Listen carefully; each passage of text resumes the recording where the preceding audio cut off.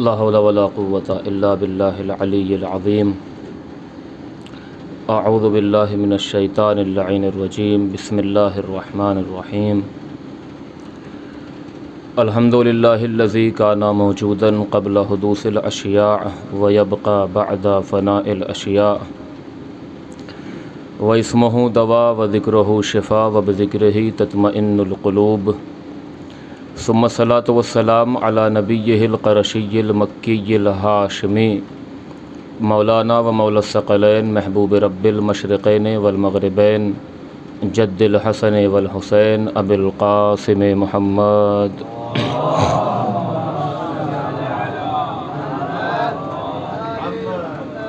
وعلى آله الطيبين الطاهرين المعصومين المنتخبين المنتجبين الكهف الحسين وغياث المستر المستكين وملجأ الحاربين وإصمة المعتصمين ولعنة الدائمة على أعدائهم أجمعين من يوم ظلمهم إلى يوم الدين.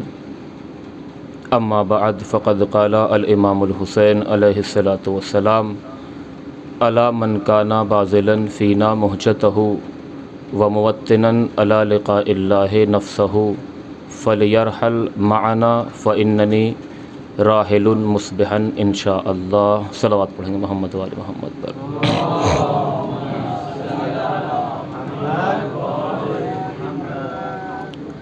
اعزان گرامی، علماء افاضل، ذوی الاحترام سامعین، واقعہ عاشوراء، قیام عاشوراء کوئی ایک محض واقعہ نہیں ہے، بلکہ ایک تہذیب ہے، ایک ثقافت ہے بشریت کے لیے، ایک آئین اور ایک قانون زندگی ہے کہ جس نے انسانیت اور بشریت کو بقا اور دوام عطا کیا ہے. اگر آپ غور کریں، جیسا کہ آپ کے ذہنوں میں یہ بات موجود ہے کہ ہر مفکر نے، چاہے وہ علماء ہوں، ذاکرین ہوں، خطباء ہوں، شعراء ہوں، واعظین ہوں، کوئی بھی ہو، ہر ایک نے علی قدر ظرف حقیقت عاشوراء اور قیام عاشوراء کو بیان کرنے کی، لوگوں تک پہنچانے کی کوشش کی ہے. لیکن یہ ایک ایسا عمیق سمندر ہے کہ جس کے عمق تک پہنچنا بہت زیادہ مشکل ہے. امام حسین کے قیام کے مقاصد اور اس کی حقیقت تک پہنچنا کوئی آسان کام نہیں ہے. بہت کچھ لکھا گیا، پڑھا گیا، سنا گیا. ہر شخص نے جس کو جتنی توفیق حاصل ہوئی اپنے اعتبار سے اس پر روشنی ڈالنے کی کوشش کی ہے. جس فقرے کی تلاوت کا شرف آپ کے سامنے ہوا وہ امام حسین علیہ الصلاۃ والسلام کے دہن اقدس سے صادر شدہ ایک فقرہ ہے، جس میں امام ارشاد فرماتے ہیں کہ الا من کان باذلا فینا مہجتہ، کہ جس کے اندر بھی اپنا خون دل بہانے کا حوصلہ ہماری راہ میں ہو، ایک شرط، وموطنا علی لقاء اللہ نفسہ، اور دوسرے یہ کہ اس کے اندر، اس کے نفس میں مشتاق ملاقات پروردگار ہو، وہ اس کے اندر اشتیاق ملاقات پروردگار ہو، اس کے نفس میں یہ شوق پایا جاتا ہو. اگر کسی کے اندر یہ دو خصوصیات ہیں، یعنی کسی کے اندر یہ جذبہ، یہ حوصلہ ہے کہ وہ اپنی جان کو ہماری راہ میں اللہ کی خاطر قربان کر سکتا ہے، اپنی جان کا فدیہ دے سکتا ہے، اور وہ مشتاق ہے پروردگار سے ملاقات کا، فَلْيَرْحَلْ مَعَنَا، تو وہ ہمارے ساتھ آ جائے. اس کے بعد عزیزو امام نے کیا کہا؟ فَإِنَّنِي رَاحِلٌ، میں انشاءاللہ مصبحاً انشاءاللہ، کہ میں کل انشاءاللہ روانہ ہو جاؤں گا اپنے مقصد کی طرف.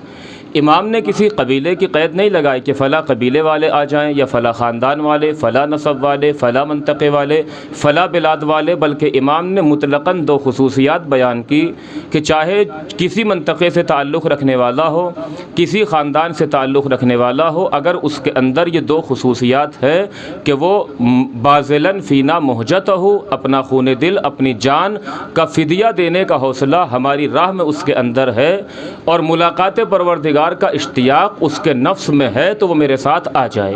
اب وہ کہاں کا ہے، کون ہے، مجھے اس سے مطلب نہیں ہے، بس یہ دو خصوصیات اگر اس کے اندر ہیں تو وہ آ جائے، میں اسے اپنے ساتھ لے جانے کے لیے آمادہ ہوں.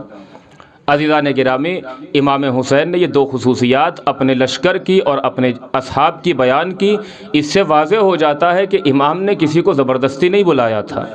امام جب اپنے اس مختصر سے قافلے کو لے کر نکلے تھے تو کسی پر جبر اور کسی طرح کا فشار نہیں تھا کہ اس کو امام کے ساتھ جانا ہی ہے، کہ یہ تو امام کے خاندان کا ہے یا اس کی امام سے دوستی ہے یا یہ امام کی محبت کا دعویٰ کرتا ہے کہ نہیں، وہ محبت کا دعویٰ اب تک کرتا تھا یا نہیں کرتا تھا مجھے اس سے مطلب نہیں ہے، اگر یہ دو خصوصیات اپنے نفس کے اندر محسوس کر رہا ہے تو میرے ساتھ آ جائے، میں اپنے مقصد کی طرف روانہ ہونے کے لیے آمادہ ہوں۔ اس لیے کہ یہ قافلہ جانثاروں کا قافلہ ہے، یہ قافلہ ان کا ہے کہ جو پروردگار سے ملاقات کا اشتیاق رکھتے ہیں۔ عزیزو، امام کے ایک جملے سے یہ تو پتہ چل جاتا ہے کہ جو امام کے مقابلے پر آئے تھے ان کا خدا سے کوئی تعلق نہیں تھا۔ ایک صلوات پڑھیں گے محمد و آل محمد پر۔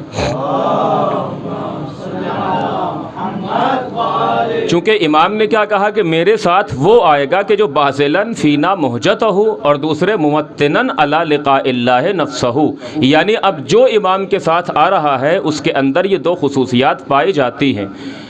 اگر اصحاب امام حسین کے حوالے سے گفتگو کی جائے جو امام کے ساتھ انہوں نے کردار انجام دیا ہے، امام کے قدموں پر اپنی جان کا فدیہ پیش کرنے کے لیے آمادہ تھے، اگر آپ دیکھیں تو تاریخ کی کتابوں میں ان کے بارے میں بہت زیادہ تفصیل نہیں ملتی ہے، بلکہ مجمل تعبیرات ملتی ہے۔ مثلا کسی کے بارے میں ملتا ہے کانا شجاعن، یا کسی کے بارے میں ملتا ہے کانا خطیبن، یا کسی کے بارے میں ملتا ہے کانا من وجوہ الکوفت، یا مثلا کانا حافظا للقرآن، یا اسی طریقے سے کانا قاریا للقرآن، کہ یہ اپنے زمانے میں قراء میں اس کا شمار ہوتا تھا، یہ حافظ قرآن تھے، یہ اپنے قبیلے کے سردار تھے، یعنی مختصر تعبیر اور مجمل تعبیرات ان کے بارے میں ملتی ہیں۔ تفصیل اگر تلاش کی جائے تو بہت زیادہ مشکل ہو جاتا ہے کہ ان کی ابتدا سے لے کر تاریخ پیدائش سے لے کر انتہا تک، شہادت تک ان کی سوانح حیات کا ملنا بہت زیادہ مشکل ہے۔ اس کی وجوہات بھی ہیں عزیزان گرامی، چونکہ نظام اموی اس دور میں قائم ہو چکا تھا، خصوصاً واقعہ کربلا کے بعد ان کا مقصد کیا تھا کہ حقیقت کو بدل دینا، حقائق کو چھپا لینا، حقیقتوں کو بدل کر پیش کیا جانا۔ جیسا کہ واقعہ عاشورہ کو بھی ان کا مقصد کیا تھا، محض ایک سیاسی قیام بنا کر پیش کرنا چاہتے تھے کہ جیسے دو سیاست دانوں میں ٹکراؤ ہوتا ہے، ایسے ہی امام حسین اور یزید ملعون میں معاذ اللہ خاکم بدہن یہ ایک ٹکراؤ ہوا تھا جو اپنے وقت پر ختم ہو گیا۔ یعنی بنی امیہ کی یہ سازش تھی کہ اس قیام عاشورہ پر پردہ ڈالا جائے، اس کے مقاصد کو چھپایا جائے، لیکن اس زمانے میں امام سجاد، جناب زینب، جناب ام کلثوم کے خطبات نے امام کے اس قیام کے مقصد کی حفاظت کی جو لوگوں پر پوشیدہ نہیں ہونے دیا۔ عزیزو، تو ایسے ماحول میں کہ جہاں پر بنی امیہ کی یہ سازش تھی جو قیام عاشورہ کے مقصد کو بھی چھپا رہے تھے، اب ایسے ماحول میں کوئی مصنف اگر ان کے بارے میں ان کی حیات اور ان کی سوانح حیات کو مفصلاً لکھنا بھی چاہتا تو اس کے لیے بہت بڑا مشکل مرحلہ تھا، چونکہ اس کے لیے جرت چاہیے اور ہر ایک کے اندر وہ جرت نہیں پائی جاتی ہے، لہٰذا بڑا مشکل مرحلہ تھا کہ ان کی سوانح حیات کو تحریر کیا جاتا۔ اگرچہ بعض کی سوانح حیات ملتی ہے، مثلا جناب حبیب، جناب زہیر ابن قیل، لیکن اکثر کا جو تذکرہ ہے جو میدان کربلا کی مختصر سی زندگی ہے اسی میں سمیٹ دیا ہے، چونکہ اس سے پہلے کے حالات کو چھپا لیا گیا، ان کی خصوصیات کو بتایا نہیں گیا۔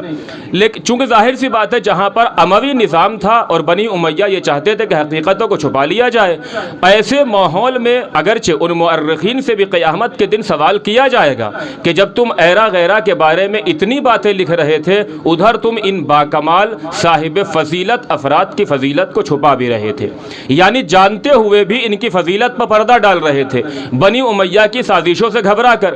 لیکن یہاں پر ایک جملہ ملتا ہے علماء کا اور علماء علم اخلاق کا خصوصاً کہ بہرحال چلیے اصحاب کی جتنی بھی سوانح حیات ہمارے سامنے ہے ان کی تصنیف و تالیف، اور یہ تصنیف و تالیف کی شکل میں ان کی سوانح حیات کو تصنیف و تالیف کی شکل دینا یہ ایک اہم کام ہے، لیکن اس سے بڑا اہم کام یہ ہے کہ ہم اصحاب امام حسین علیہ السلام کی سیرت پر عمل کریں، ان کی حیات سے درس لیں کہ انہوں نے کس طریقے سے امامت کی اطاعت کو پیش کیا، کہ کس طریقے سے امام وقت کی اطاعت کی جاتی ہے، کس طریقے سے امام وقت کا مطیع ہونا ضروری ہے، تصنیف و تالیف ضروری ہے، لیکن اصل مقصد کیا ہے کہ ان کی سیرت کو پڑھا جائے جتنا ہمیں ملا اور پھر اس پر عمل کیا جائے۔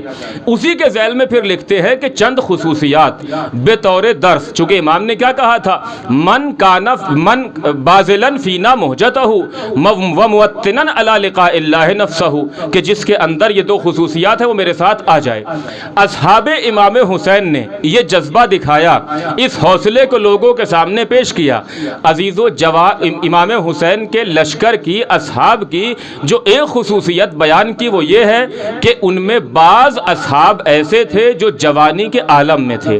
عزیزو، جوانی کا عالم کیا ہوتا ہے کہ یہ بڑا سخت مرحلہ ہوتا ہے۔ اس وقت انسان کے اعضاء و جوارح اور اس کی خواہشات عروج پر ہوتی ہیں۔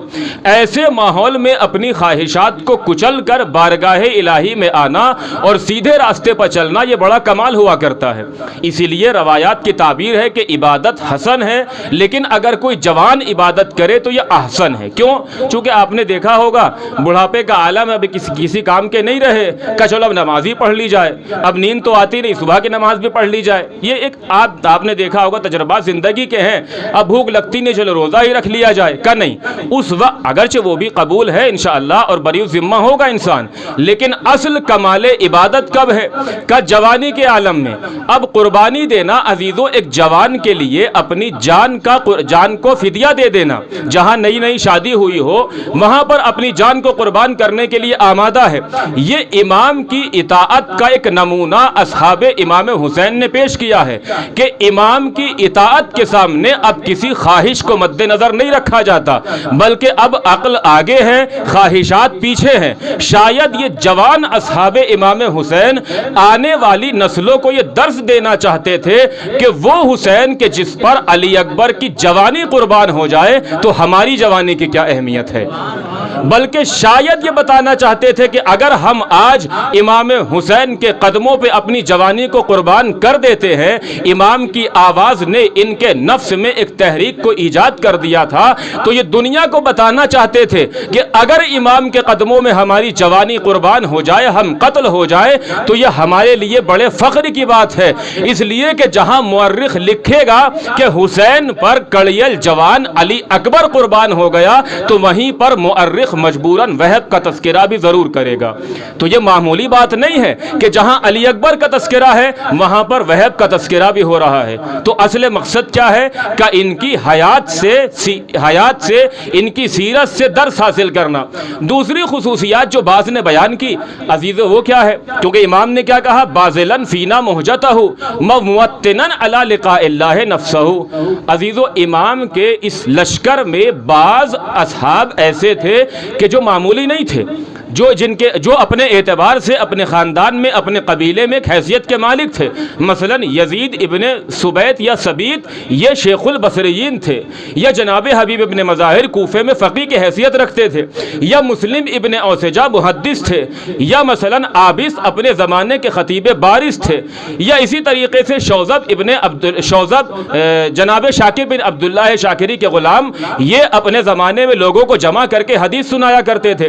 جناب ہلال بن نافع حافظ قرآن تھے۔ یعنی ان کی ساری خصوصیات، یہ معمولی افراد نہیں تھے۔ کوئی اپنے قبیلے کا سردار ہے، کوئی اپنے قبیلے میں فقیہ ہے، کوئی اپنے قبیلے میں محدث ہے، یعنی بڑے بڑے منصب پر فائز افراد بھی امام کے اس لشکر میں موجود تھے۔ عزیزو، اس کا اعتراف دشمن نے بھی کیا ہے۔ یعنی ایسا نہیں کہ امام نے بس معمولی افراد کو اپنے ساتھ سمیٹ لیا ہوگا، نہیں، ہمارا مقصد دنیا کے اعتبار سے معمولی نہیں ہے، بلکہ جو اللہ کی نگاہ میں بڑا ہے، جو اللہ کی نگاہ میں معتبر ہے، وہ میرے ساتھ آئے گا، دنیاوی اعتبار سے چاہے اس کا جو مرتبہ ہو۔ عزیزو، عمرو ابن حجاج عمر ابن سعد کے لشکر کے میمنہ پہ جو سردار ہے، قائد ہے، وہ اپنے لشکر کو خطاب کر کے روز عاشورہ کہتا ہے کہ دیکھو تم حسین کے لشکر سے جنگ کرنے کے لیے نکلے ہو تو انہیں معمولی نہیں سمجھنا۔ انکم تقاتلون اہل البصائر وفرسان المصر، یہ حسین کے لشکر کو معمولی نہیں سمجھنا، بلکہ تم جن سے جنگ کرنے کے لیے نکلے ہو یہ اپنے زمانے کے بہادر اور بابصیرت افراد ہیں۔ عزیزو کیا جملہ کہا، یہ معمولی نہیں ہے۔ ایسا نہیں کہ حسین نے آواز دی تو یہ چلے آئے، بلکہ اہل البصائر، یہ بصیرت والے ہیں، یہ بصیرت رکھتے ہیں۔ اگر حسین کے ساتھ آئے ہیں تو بصیرت کی بنا پر ہیں۔ یعنی عزیزو دشمن بھی اعتراف کر رہا ہے کہ یہ حسین کے ساتھ جو افراد آئے ہیں، ہم ان کے تن سے ان کے سروں کو جدا تو کر سکتے ہیں مگر ان کے قدموں میں لغزش پیدا نہیں کر سکتے ہیں۔ ایک صلوات پڑھیں گے محمد و آل محمد پر۔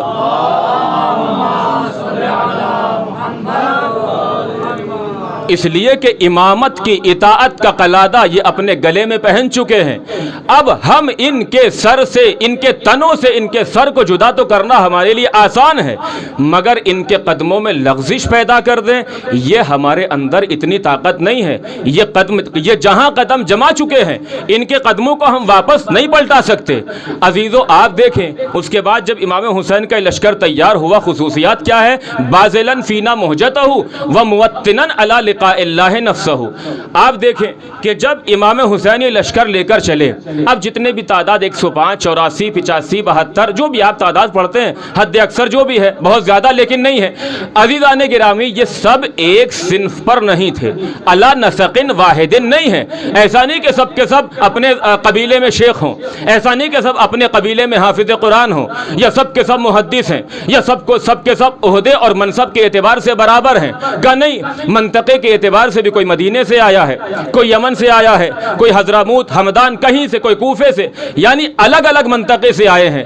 اسی طریقے سے عہدے کے اعتبار سے بھی کوئی فقیہ امت ہے، کوئی آقا ہے تو کوئی غلام ہے، جناب جون یا غلام ترکی یا جناب شوذب خود شاکر بن عبداللہ شاکری کے غلام کا سب ایک رتبے پر نہیں ہے، سب ایک منطقے سے نہیں ہے۔ حتیٰ کہ ثلث افراد تو ایسے تھے جو امام حسین کے ساتھ راستے میں ملحق ہوئے ہیں، جناب وہب، جناب زہیر ابن قین یا دیگر افراد، جناب حر آخر وقت میں کا کتنے افراد ایسے ہیں جو امام کے ساتھ آخر وقت میں آ کر ملے جب امام سفر کر رہے ہیں۔ کا بہت سے افراد ایسے تھے جو ابتدا سے مذہب تشیع میں معروف تھے، جناب حبیب، جناب مسلم ابن اوسجہ کا بعض ایسے تھے جو نئی الگ مسلک پر تھے۔ مثلا جناب زہیر ابن قین کے بارے میں اگرچہ اختلاف ہے، انہو کانا عثمانیا، کا نہیں مسلک عثمان پر تھے، اگرچہ بہرحال مجھے اس سے اتفاق نہیں ہے، لیکن صلوات پہ محمد و آل محمد پر۔ چونکہ محققین نے ثابت کیا کہ نہیں، بہرحال لیکن بعض افراد ایسے تھے، جناب وہب مثلا مسیحی تھے، کا کچھ سب ایک مسلک پر بھی نہیں تھے اور بعض تشیع میں معروف تھے۔ لیکن عزیزان گرامی، سب الگ الگ منطقے سے تھے، الگ الگ مسلک سے تھے، لیکن جب حسین کے پرچم کے تحت آ گئے تو اب ان کی معرفت نہ مدنی ہے، نہ مکی ہے، نہ کوفی ہے، نہ ہمدانی ہے، نہ یمنی ہے، بلکہ ان کی پہچان کیا ہے؟ اب یہ سب کے سب حسینی ہیں۔ عزیزو سارے فرق ختم ہو گئے۔ جس انداز سے حبیب یہ کہہ رہے تھے بے ابی انت و امی یا ابا عبداللہ، بے ابی انت و امی یا ابن رسول اللہ، میرے ماں باپ آپ پر قربان ہو جائیں اے فرزند رسول۔ عزیزو جس جوش کے ساتھ یہ جملہ حبیب کہہ رہے تھے، اسی انداز میں جون بھی کہہ رہے تھے، اسی انداز میں زہیر ابن قین بھی کہہ رہے تھے۔ یعنی حسین پر جان کو قربان کرنے میں اب مولا اور آقا، غلام اور آقا کے درمیان کوئی فرق نہیں رہا ہے، بلکہ اب سب کے سب کیا ہے؟ جو جذبہ اور جوش حبیب کے اندر ہے کہ وہی زہیر ابن قین میں ہے، وہی جون میں ہے، وہی غلام ترکی میں ہے، وہی ہر ایک کے اندر یہ جذبہ بے ابی انت و امی یا ابن رسول اللہ، بے ابی انت و امی یا ابا عبداللہ۔ عزیزو یہ کیا ہے؟ بازلن فینا مہجتہ و موطنن علی لقاء اللہ نفسہ کا سب اب برابر ہو گئے۔ سارے فرق امام حسین نے ختم کر دیے، اب یہ سب کے سب حسینی کہلانے لگے۔ عزیزو آپ دیکھیں شہید اور شہادت، اب بہرحال میرا موضوع شہید اور شہادت نہیں، لیکن ایک منزل کی طرف آنا چاہتا ہوں۔ شہید کا مرتبہ بہت بڑا ہے، ایک روایت پڑھ کے بات کو ختم کرنا چاہتا ہوں، آگے بڑھنا چاہتا ہوں۔ فوق کل برن برن، جملہ پیغمبر اسلام کا وسائل الشیعہ میں بھی روایت موجود ہے کہ ہر نیکی کے مافوق ایک نیکی کا امکان ہے۔ آپ نے کوئی نیکی کی لیکن اس کا مطلب نہیں سد باب ہو چکا ہے، اس کے مافوق بھی کسی نیکی کے حاصل کرنے کا امکان پایا جاتا ہے۔ حتی یقتل الرجل فی فی سبیل اللہ، یہاں تک کہ انسان راہ خدا میں شہید ہو جائے، فلیس فوقہ برٌ، کا اب اس کے مافوق کوئی نیکی نہیں ہے۔ تو شہید کا مرتبہ بہت زیادہ ہے، شہادت ایک بڑا مرتبہ ہے، شہادت ایک بڑا عہدہ ہے۔ عزیزان گرامی، کربلا سے پہلے بھی بہت سے جنگیں ہوئیں، رسول اسلام کے ساتھ بہت سے افراد شہید ہوئے، مولائے کائنات کے ساتھ بہت سے افراد شہید ہوئے، امام حسن کے زمانے میں بہت سے افراد شہید ہوئے، لیکن جو درجہ امام حسین کے ہمرکاب ہو کر شہید ہونے والوں کا ہے وہ درجہ کسی شہید کا نہیں ہے۔ میں نے اپنے پاس سے نہیں کہا، بلکہ ایک جملہ امام صادق علیہ السلام کا آپ کیا پڑھتے ہیں، طب تم وطابت الارض التی فیہا دفنتم، کہ تم بھی پاک و پاکیزہ اور وہ سرزمین بھی پاک ہو گئی کہ جس میں تمہیں دفن کر دیا گیا۔ عزیزو، ایک مدح معصوم کی زبان سے یہ امام حسین نے کیا کہا، انی لا اعلم اصحابا اوف من اصحابی وعبر، کہ جیسے اصحاب با وفا میرے ہیں، نہ میرے نانا کے، نہ میرے بابا کے، نہ میرے بھائی حسن کے، یعنی جتنے با وفا صحابی مجھے ملے کسی کو نہیں ملے، یہ امام حسین نے اعلان کیا۔ اب وجوہات کیا ہیں؟ شہید مطہرین نے بعد وجوہات بیان کی کہ عزیزو، جب واقعہ کربلا سے پہلے کچھ جنگیں ہوئی، رسول اسلام میدان جنگ میں لوگوں کو لے کر جاتے تھے، مولائے کائنات امام حسن، تو وہاں پر کیا ہوتا تھا کہ مجاہدین کو آمادہ جنگ کرنے کے لیے انہیں خطبے سنانا پڑتا تھا، انہیں تقریر ان کے سامنے کرنا پڑتی تھی، تاکہ ان کے اندر جو غیرت اور حمیت کا جوش پیدا ہو جائے اور یہ جنگ کریں۔ لیکن اس کے باوجود بھی عزیزو کیا ہوتا تھا، کبھی گرمی کا بہانہ، کبھی سردی کا بہانہ، یعنی جنگ کرنے کے لیے آمادہ نہیں، حتی الامکان کیا کر رہے ہیں کہ راہ فرار اختیار کر لیا جائے۔ اس کے بعد جو پہلے مجاہدین جنگ میں جاتے تھے تو ان کی خصوصیات کیا ہے کہ انہیں موت کا یقین نہیں ہوتا تھا، بلکہ حتی الامکان 90% 95% ہر ایک کو اپنی زندگی کا یقین ہوتا تھا کہ ہم زندہ واپس آ جائیں گے، اور فقط زندگی نہیں، زندہ واپس آنے کے بعد ہمیں مال غنیمت بھی ملے گا، یعنی یہ سارے احتمالات باقاعدہ معتد بے احتمالات دیتے تھے۔ عزیزان گرامی، یہ وہ افراد ہیں کہ جو کربلا سے پہلے جنگیں ہوئی، انہیں تقریریں سنانا پڑ رہا ہے، انہیں خطبے دینا پڑ رہی، خطبوں کی ضرورت پڑ رہی ہے تاکہ ان کے اندر غیرت اور حمیت پیدا ہو جائے اور یہ آمادہ جنگ ہو جائیں۔ لیکن عزیزان گرامی، آئیے کربلا کے میدان میں، کیا امام حسین نے تقریر کی؟ کیا امام حسین نے خطبہ دیا ان کو آمادہ جنگ کرنے کے لیے؟ کنی خطبہ دیا، امام نے تقریر کی، لیکن عزیزو اس کی وجہ یہ نہیں کہ ان کے اندر غیرت اور حمیت کا جوش پیدا کیا جائے، بلکہ امام نے کیا کہا، خطبہ دیا، اصحاب کو جمع کیا کہ جو جانا چاہتا ہے چلا جائے، میں نے اپنی بیعت کو اٹھا لیا، اگر کسی کو یہ خوف ہے کہ جنت نہیں ملے گی تو جاؤ میرے خاندان سے ایک ایک فرد کا ہاتھ پکڑ کر اس شب کے سناٹے میں چلے جاؤ، کوئی تمہیں دیکھنے والا نہیں ہے، جاؤ چلے جاؤ۔ عزیزان گرامی، کوئی گیا کہ نہیں؟ عزیزو، امام بھیج رہے ہیں، کوئی جانے کو تیار نہیں، ادھر رسول بلا رہے ہیں مگر کوئی آنے کو تیار نہیں ہے۔ کہ یہ فرق ہے امام حسین اور دیگر معصومین امام حسین سے قبل دیگر معصومین کے اصحاب میں۔ ادھر رسول دن کے اجالے میں بلا رہے ہیں مگر بھاگتے ہوئے شرم محسوس نہیں کر رہے ہیں، ادھر امام شب کے سناٹے میں بھیج رہے ہیں مگر بھاگنے کو عیب سمجھ رہے ہیں۔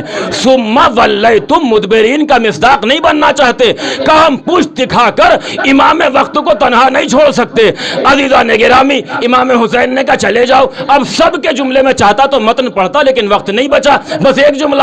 عزیزو، کیوں نہیں جانا چاہتے کہ امام حسین نے کیا کہا، چلے جاؤ۔ جناب حبیب کا جملہ تو ایک عجیب جملہ پڑھنا چاہتا ہوں۔ عزیزو، کیا کہا کہ واللہ لولا انتظار امر ہی، قسم خدا کی مولا، اگر آپ کے امر کا ابھی انتظار نہ ہوتا، اگر حکم شریعت کے مطابق آپ کے امر کا انتظار نہ ہوتا، لعاجلتہم بسیفی ہذہ اللیلہ، قسم خدا کی صبح عاشور نمودار ہونے سے پہلے میں اپنی تلوار کے ذریعے ان پر حملہ آور ہو جاتا۔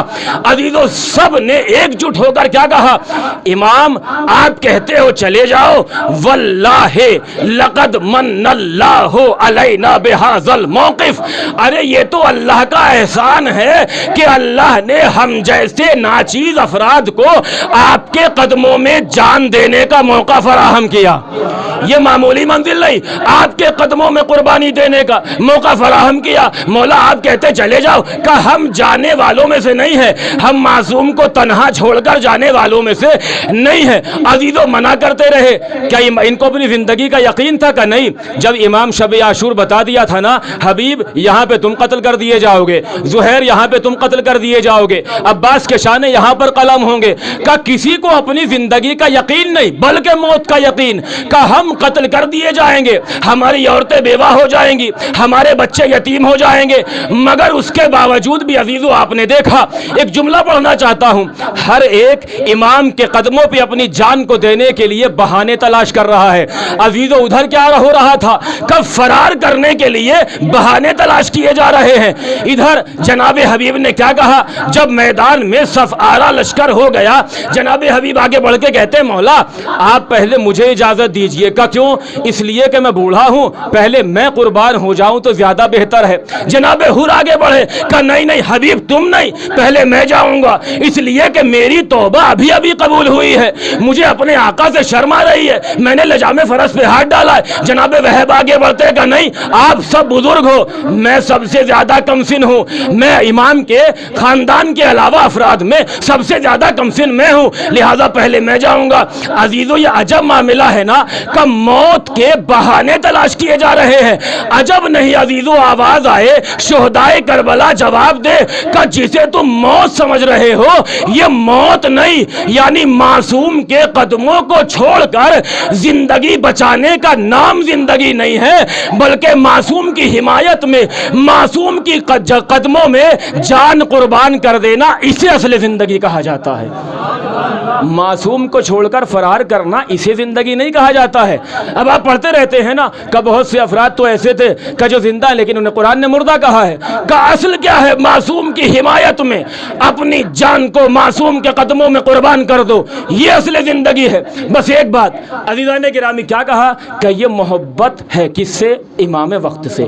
عزیزان گرامی آپ پڑھتے رہتے ہیں نا واقعہ غدیر، جب انس ابن مالک سے مولا کائنات کی گواہی کی بات آئی تھی نا عزیزو، آپ جانتے ہیں کہ عموماً جو بوڑھوں سے شیخ سے جہاد ساقط ہوتا ہے، جہاد ساقط ہے، یعنی جناب حبیب ابن مظاہر یا جناب زہیر ابن قین جن کا سن 65 یا 70 برس لکھا ہے، یا مسلم ابن اوسجا اگر چاہتے تو اپنی ضعیفی کا بہانہ کر کے نکل جاتے، کہ نہیں ہم بڑھاپے کا بہانہ کر کے امام وقت کو چھوڑ کر نہیں جا سکتے۔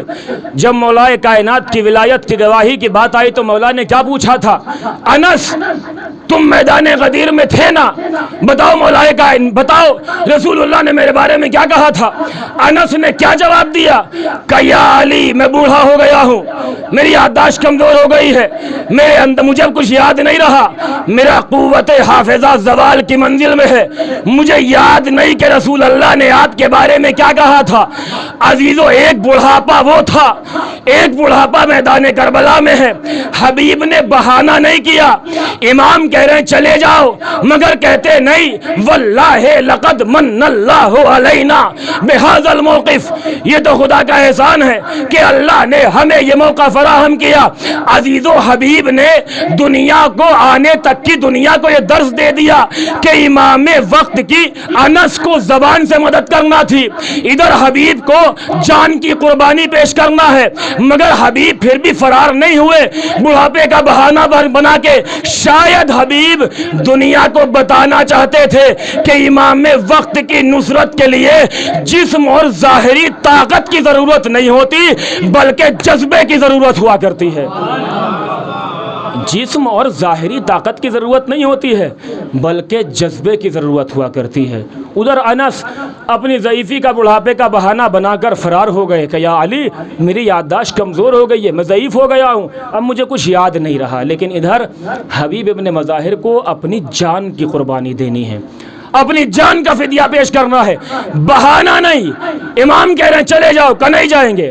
عزیزو اسے کہتے ہیں محبت معنوی یا مذہبی محبت، اور اس مذہبی محبت اور معنوی محبت کی پہچان یہ ہے کہ یہ اطاعت کی شکل میں ظاہر ہوتی ہے، یعنی فقط زبانی دعویٰ نہیں بلکہ معنوی محبت، اور یہ مذہبی محبت اطاعت کی شکل میں ظاہر ہوتی ہے۔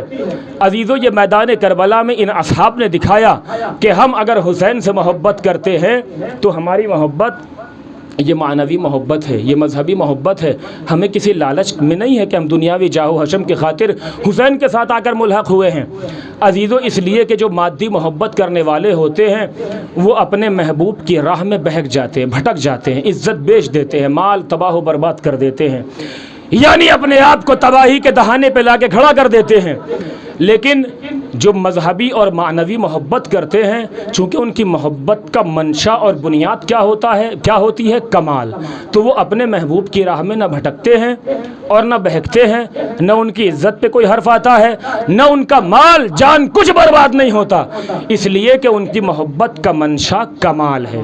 عزیزو، جو کمال محبت سے آشنا نہیں ہوتے اور جو محض مادی محبت کو دیکھتے ہیں، وہ کیا کہتے ہیں؟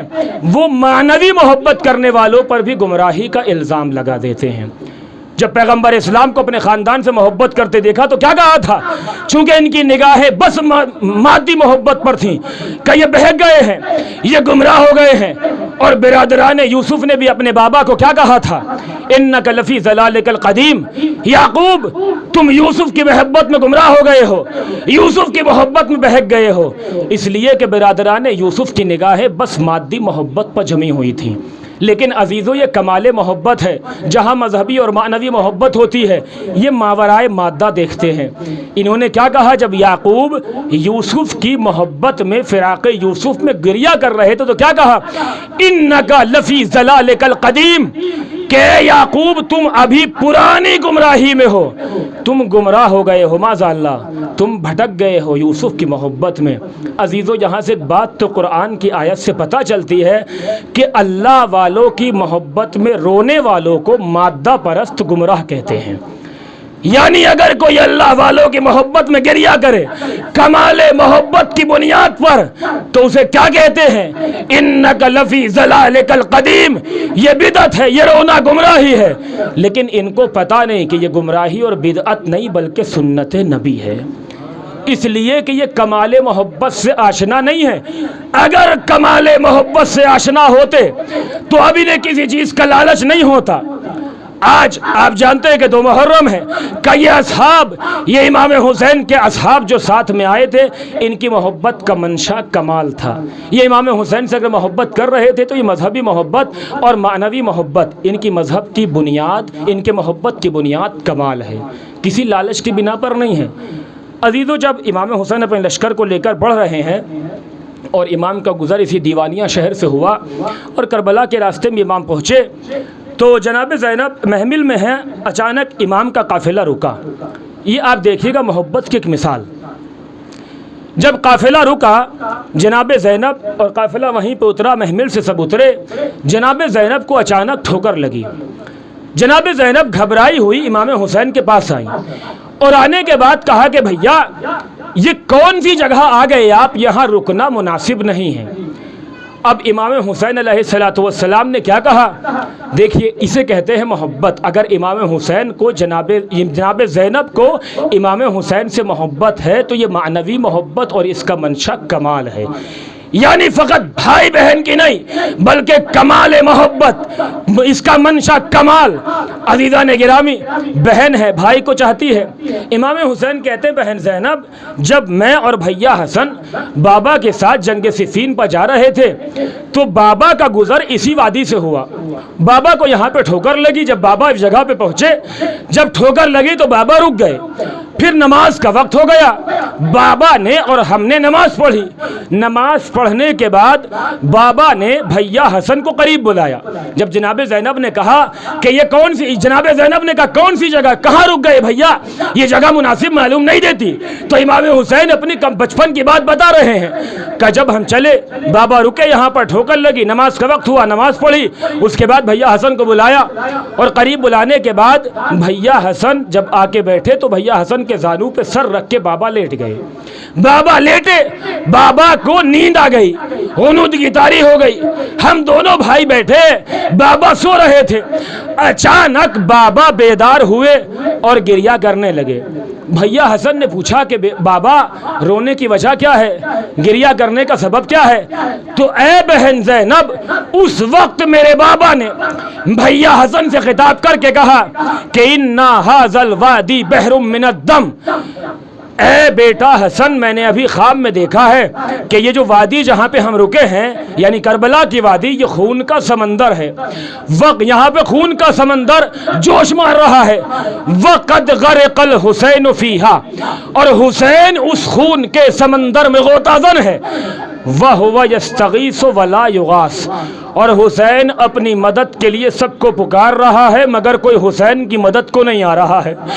اے بہن زینب، اتنا تو بابا نے بھیا حسن سے کہا، اب میری طرف متوجہ ہو کر کہتے ہیں ان جاء علیک یا ابا عبداللہ، اے بیٹا حسین، اگر یہ وقت آ گیا ماذا تفعل، تم کیا کرو گے؟ بہن زینب، میں نے اس وقت بابا سے وعدہ کیا تھا اصبر ولا بد لی الصبر، اے بابا میں صبر کروں گا اور صبر کے علاوہ کوئی چارہ بھی نہیں ہے۔ عزادارو، یہ کربلا کی وادی، امام اس وادی میں وارد ہو گئے۔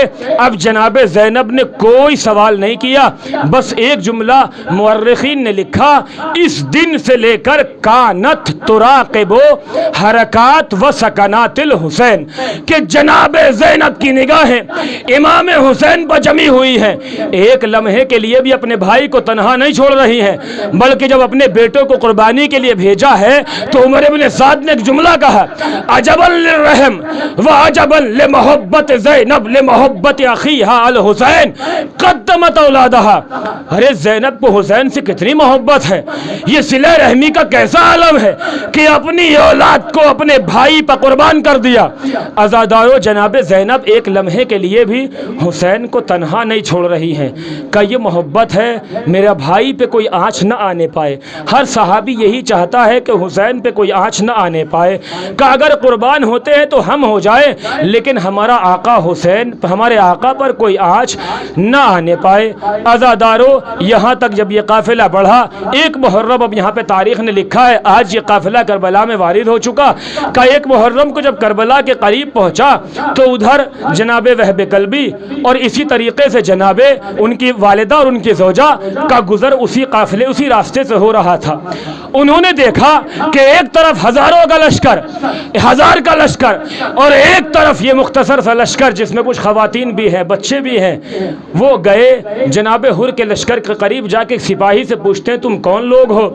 انہوں نے کہا کہ ہم خلیفہ وقت کی طرف سے آئے ہیں، حر کی قیادت میں ہیں۔